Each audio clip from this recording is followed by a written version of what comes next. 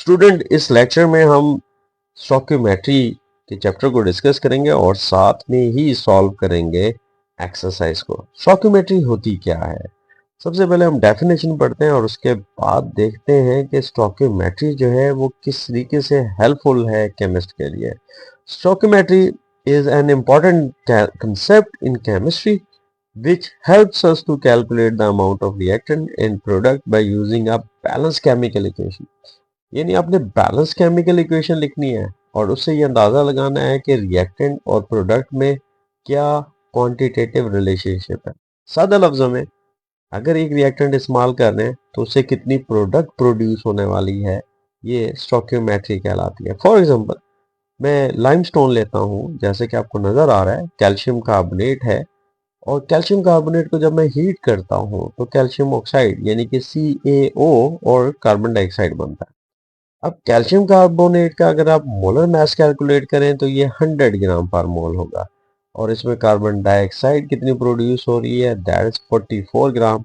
और calcium oxide का molar mass जो है वो 56 ग्राम है।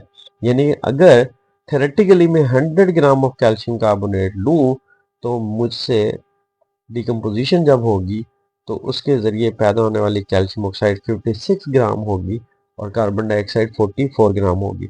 तो बैलेंस केमिकल इक्वेशन से ही मैंने अंदाज़ा लगा लिया कि कितना रिएक्टेंट इस्तेमाल हो रहा है और कितनी प्रोडक्ट प्रोड्यूस हो रही है।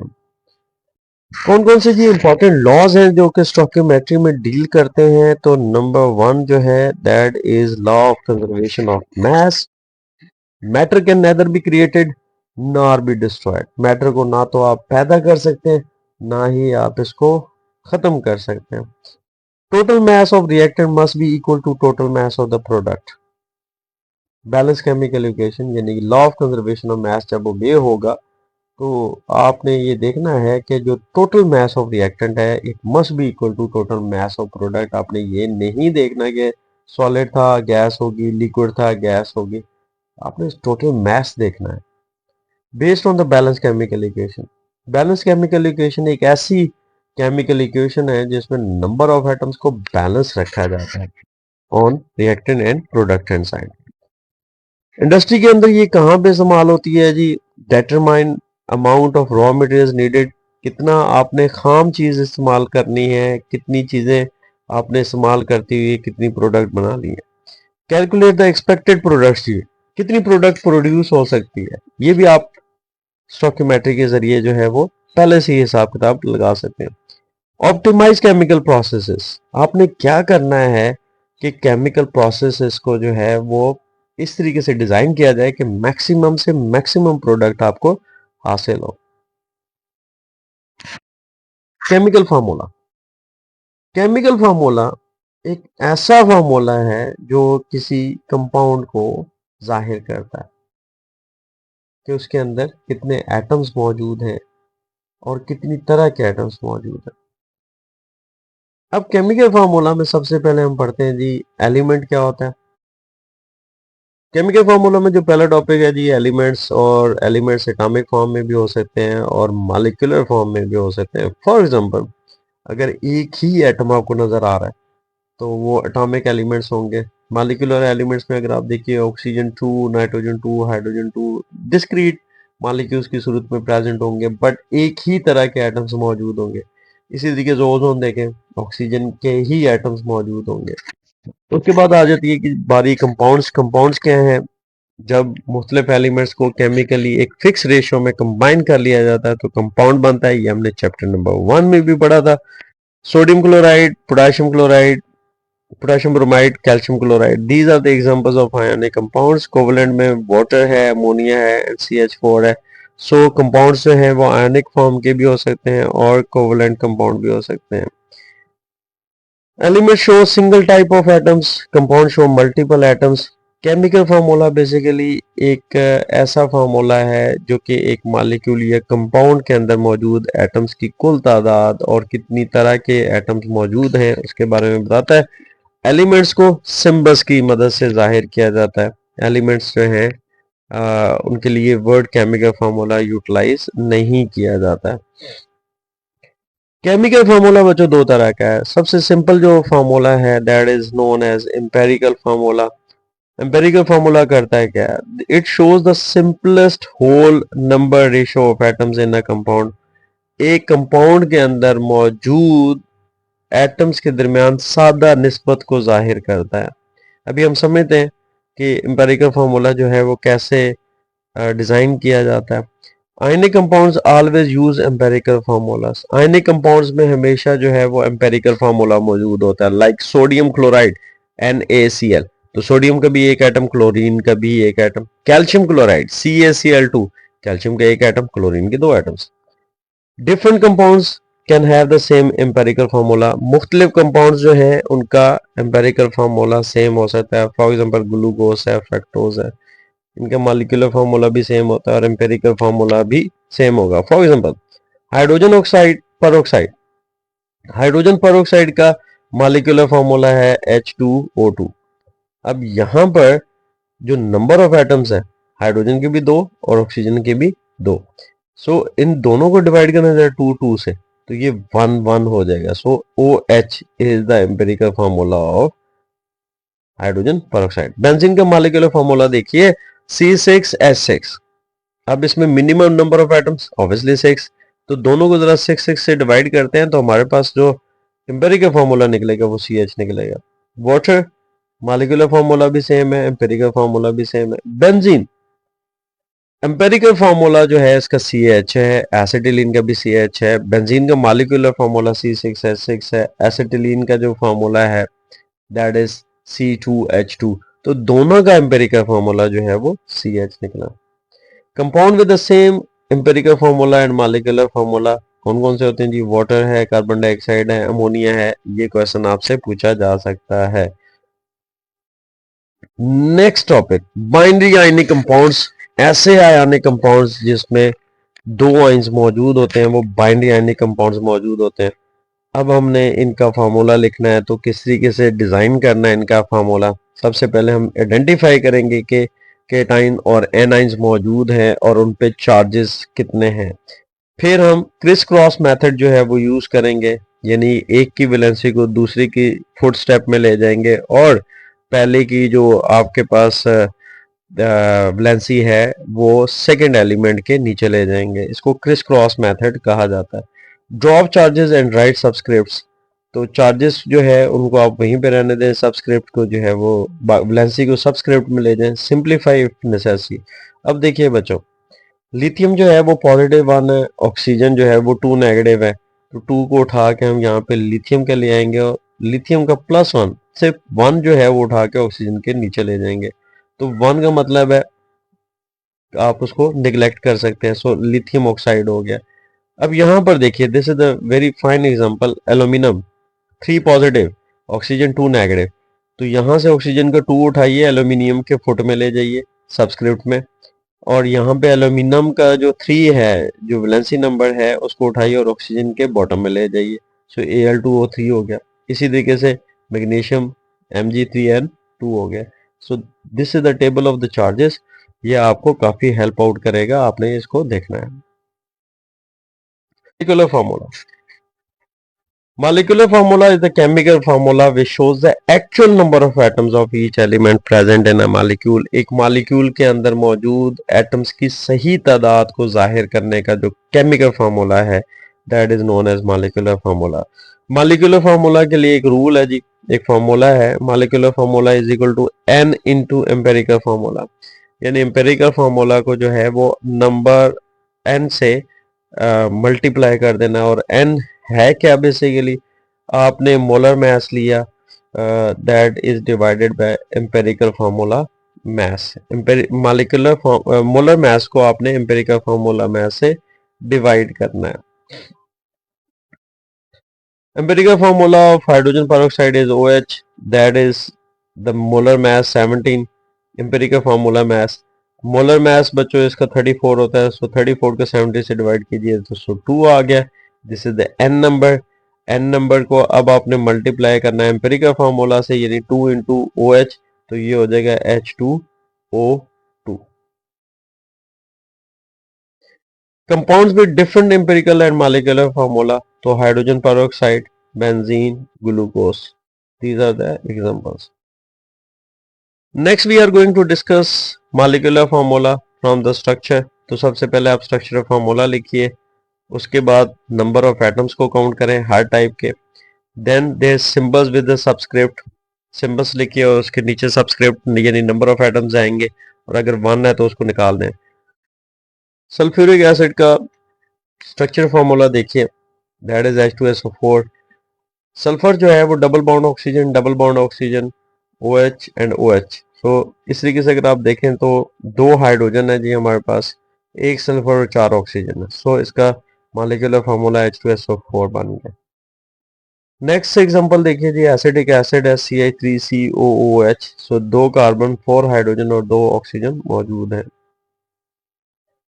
The most important Avogadro's number and the mole.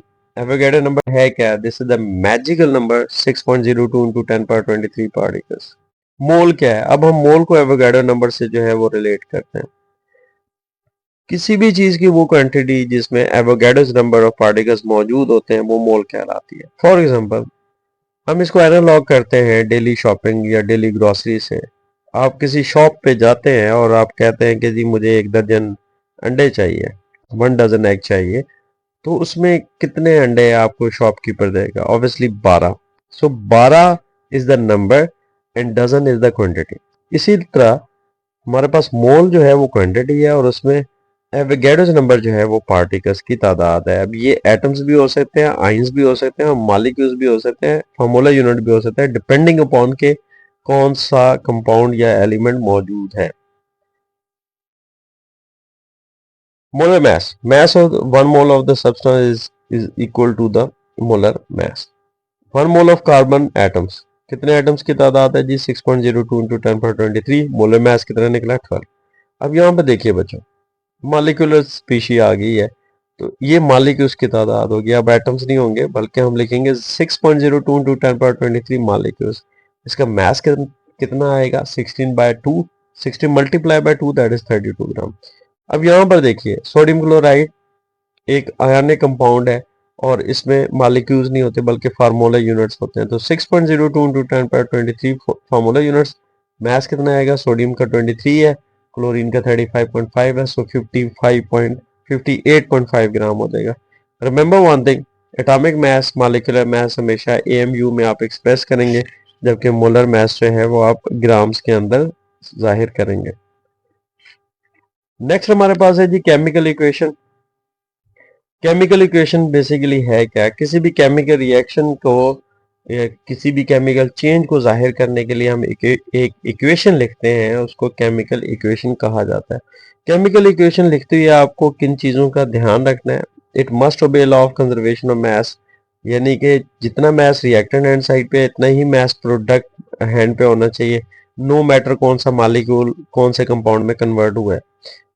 Proper mole ratios आपने देखने हैं जी, जैसे 1 मोल ऑफ जिंक है रिएक्ट करता है 1 मोल ऑफ सल्फ्यूरिक एसिड के साथ, 1 मोल ऑफ जिंक सल्फेट बनाता है और साथ में 1 मोल ऑफ हाइड्रोजन गैस। सो यहाँ पे रेशो बच्चों 1:1, 1:1 आ रही है। Indicate the physical states. S for solid, जैसे हमने जिंक के नीचे शो किया है। एल फॉर लिक्विड है। जी फॉर गैस है, जैसे कि हाइड्रोजन के नीचे शो किया। ए क्यू जो है वो एक्वा सोल्यूशन के लिए, जैसे कि हमने सल्फ्यूरिक एसिड और जिंक सल्फेट का बताया हुआ है कि ये एक्वा सोल्यूशन बनाते हैं। दो तरह के होते हैं जी, रिवर्सिबल रिएक्शन भी हो सकते हैं, तो आपने ये एरो जो है वो शो करना है, जो कि दोनों तरफ में शो कर रहा होगा, बैकवर्ड और फॉरवर्ड रिएक्शन। और अगर आपका इरिवर्सिबल है यानी यूनिडायरेक्शनल है, तो आपने फॉरवर्ड एरो के जरिए जो है इस रिएक्शन को जाहिर करना है। और फॉरवर्ड रिएक्शन जैसे कि यहाँ पे जो है वो बच्चों मेंशन हुआ हुआ है। ओके जी, अब हम देखते हैं multiple choice question exercise. How many atoms are present in 1 gram of water? So 1 gram of this is 1.002 into 10^23। Molar mass कितना है जी? 18 ग्राम। 1/18 इंटू 6.02 into 10^23। ये आपके पास मालिक्यूल्स आ गए, मालिक्यूल्स को आपने 3 से मल्टीप्लाई करना है, तो ये आपका आंसर आ जाएगा, that is 1.002 into 10^23। Which is the correct formula of calcium phosphide? Phosphide and that is Ca3P2। अब फास्फोरस का जो ऑक्सीडेशन नंबर है 3 नेगेटिव है, कैल्शियम का पॉजिटिव 2 है, क्रिस क्रॉस लगाइए Ca3P2 हो जाएगा। How many atomic mass units are there in 1 gram? That is 6.02 into 10 power 23। Structure formula of 2-hexene is Ca3CH double bond CH 2-methylene and Ca3। What will be its empirical formula? देखिए number of carbon atoms गिनिए कितने होंगे, 6। सो C6। Hydrogen देखिए 3 4 5 7 9 12, तो that is CH2। यानी total number of carbon atoms और hydrogen गिनने, then minimum number से divide कर देना है, तो आपके पास रेशो आ जाएगी। जैसे कि C6 और हाइड्रोजन 12 है, तो मिनिमम नंबर कितना है 6, सो दोनों को 6 से डिवाइड करें, सो 1:2 आ जाएगी। How many moles are there in 24 gram of sulphuric acid? 25 को डिवाइड करना है आपने 98 से, तो आपके पास 0.255 आ जाएंगे। A necklace has 6 gram of diamonds in it. अब डायमंड बच्चों क्या है? दैट इज द कार्बन, और कार्बन को मोलर मास कितना है 12, तो 6/12, राइट। तो आपने ये देखना है that is 3.0 into 10 power 23 answer आ गया। कैसे? 6 डिवाइडेड बाई 12 दैट इज 0.5, 0.5 को मल्टीप्लाई कर देना है एवोगैड्रोस नंबर के साथ, तो आपके पास आंसर आ जाएगा that is 3.011 into 10 power 23। What is the mass of aluminium in 204 gram of aluminium oxide? अब देखिए एल्यूमिनियम ऑक्साइड, एल्यूमिनियम जो इसका मास है that is 27 multiply by 2 that is 54 और ऑक्सीजन का मास एक एटम का 16 है, मल्टीप्लाई बाई 3 दैट इज 48। तो मिला के जो इसका मास हो गया बच्चों दैट इज 102। अब लिया कितना हुआ है? डबल लिया हुआ ना, 204 ग्राम लिया हुआ है, तो एल्यूमिनियम को भी डबल कर दें आप, ठीक है। सो 54 था, 54 का डबल कर लें that is 108। Which one of the following compounds will have the highest percentage of mass of the nitrogen, that is N2H4? ये भी आप कैलकुलेट कर सकते हैं।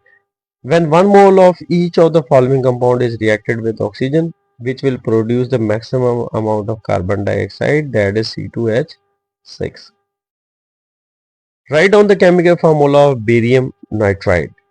Barium nitride का that is Ba3N2. Barium short answer question, write down the chemical formula of barium nitride. So देखते हैं इसका आंसर। बेरियम का जो ऑक्सीडेशन नंबर है दैट इज 2 पॉजिटिव, नाइट्रोजन का 3 नेगेटिव, तो हमने क्रिस क्रॉस लगाना है जी, क्रॉस मेथड लगाना है। नाइट्रोजन का जो 3 है वो बेरियम के नीचे ले जाना है और बेरियम का 2 जो है वो नाइट्रोजन के नीचे ले आना है, तो इसका फार्मूला हो जाएगा Ba3N2। Find out the molecular formula of compound whose empirical formula is CH2O and its molar mass is 180। So देखिए बच्चों, हमने n कैलकुलेट करना है, एम्पेरिकल फार्मूला में दिया हुआ है, हमने n की वैल्यू कैलकुलेट करनी है। सो 180 डिवाइडेड बाय 30, कैसे? एम्पेरिकल फार्मूला मास कितना होगा? कार्बन का 12, हाइड्रोजन का 2 14, ऑक्सीजन का 16 30। सो 180 को 30 से डिवाइड कीजिए, ये 6 आ जाएगा, n6 आ गया। अब इसको आपने मल्टीप्लाई करना है एम्पेरिकल फार्मूला के साथ, तो C6H12O6। सो ये आपके पास इसका आंसर आ गया। How many molecules are present in 1.5 gram of water? Math दिया हुआ है बच्चों आपको 1.5 ग्राम, डिवाइड करना है आपने इसको मोलर मैथ से। 1.5 मोलर मास कितना है 18, और आपने एवोगैड्रो नंबर के साथ मल्टीप्लाई कर देना है। So 1.5 divided by 18 multiply by Avogadro number, so that comes to 5 into 10 power 22 molecules. Constructed response questions. Different compounds will never have the same molecular formula but they can have the same empirical formula. Explain. मुख्तलिफ compounds हैं, उनका molecular formula मुख्तलिफ हो सकता है और होता है, लेकिन एम्पेरिकल फार्मूला जो है वो सेम हो सकता है। तो बेसिकली जो मॉलिक्यूलर फार्मूला है उसकी आप डेफिनेशन लिख दें, that shows the actual number of atoms present in the molecules. और एम्पिरिकल फार्मूला का आप लिखेंगे कि ये तो सिंपल रेशो जाहिर करता है between atoms in a molecule, तो ये सेम हो सकता है जैसे कि बेंजीन और एसिटिलीन के हमने एग्जांपल किए। Write down the chemical formula of following compounds. So ये आप देख लें, कैल्शियम फास्फेट है that is Ca3PO4 twice, aluminium nitride ALN, दोनों का 3 है। Sodium acetate CH3COONA, ammonium carbonate NH42CO3, bismuth sulphate तो Bi2SO4 5। डिस्क्रिप्टिव क्वेश्चन में हमारे पास एक ही है, how many grams of carbon dioxide will be produce when we react 10 gram of methane with excess of oxygen according to the following equation. Equation बच्चों आपको दी हुई है। अब देखिए कितने ग्राम यूज हुआ मीथेन, दैट इज 10 ग्राम, ठीक है। इन बैलेंस केमिकल इक्वेशन हम ये देख रहे हैं कि 16 ग्राम यूज हुआ, सो 16 ग्राम जो है और कितना कार्बन डाइऑक्साइड प्रोड्यूस हो रहा है 44। सो 1 कितना करेगा 44 डिवाइडेड बाय 16 और 10 ग्राम कितने करेगा तो मल्टीप्लाई बाय 10 कर देने, that comes to 27.5 gram. Investigative question. It is generally believed that drinking 8 glasses of water every day is required to keep oneself hydrated, especially in the summer. यानी अगर आप 8 glasses कम से कम एक दिन में पिए और खास तौर पे जो है वो समर में, तो आप हाइड्रेटेड रहेंगे। If glass occupies 400 centimetre cube of water on the average, how many moles of water are needed for a single adult. अब देखिए अप्रोक्सीमेटली कितने होंगे 178 मोल। कैसे, 8 glasses multiply by 400 centimetre cube, तो ये टोटल बन गया बच्चों 3200 सेंटीमीटर क्यूब। यानी कि इसका जो वजन होगा वो 3200 ग्राम होगा, क्योंकि पानी की जो डेंसिटी है वो 1 ग्राम पर सेंटीमीटर क्यूब होती है। तो हमारे पास गिवन मैस आ गया बच्चों 3200। मोलर मैस कितना है जी वाटर का, तो दैट कम्स टू 18। तो 3200 को आपने 18 से डिवाइड करना है, so that comes to 177.78, approximately 178 mole. Next question देखिए जी, chemical formula for sand is SiO2। ये बेसिकली एम्पिरिकल फार्मूला है, but the sand does not exist in the form of discrete molecules like water. लेकिन वो molecules नहीं बनाती जिस तरीके से पानी जो है वो बना रहा है। How has its formula been determined keeping in view its structure? Sand has a giant covalent structure where each silicon atom is bonded to the 4 oxygen atom। जैसे कि आपको फिगर में भी नजर आ रहा है कि एक सिलिकॉन जो है वो 4 जो ऑक्सीजन एटम्स है उसके साथ जुड़ा हुआ है, and each oxygen atom is bonded to 2 silicon atom. अब हर ऑक्सीजन आगे से जो है वो बॉन्डेड है या शेयर्ड है between 2 silicon atoms, forming a continuous work. और ये जो कंटिन्यूस वर्क है, ये नेटवर्क जो है वो चलता रहता है। अब ये जो SiO2 है, ये इसका जो सिंपल रेशो होगा दैट वुड बी SiO2। देखिए सिलिकॉन जो है वो 4 एटम्स के साथ अटैच है ऑक्सीजन, और हर ऑक्सीजन 2 सिलिकॉन के साथ अटैच है, तो सिंपल रेशो जो है वो SiO2 बनती है।